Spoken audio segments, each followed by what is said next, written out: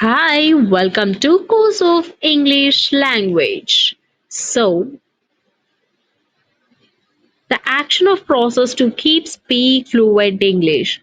First, Three to four histories, like it's not about only one history but they divided into parts like modern, like medieval, modern, etc.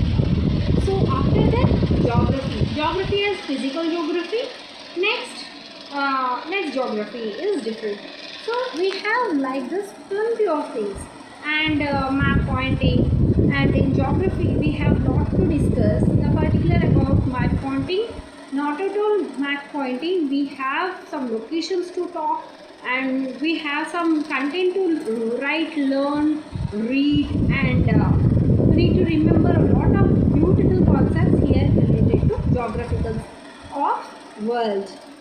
So in earth, it may be a volcano eruption, or it may be a disaster, or it may be a tsunami, or it may be anything which is related to climatic change.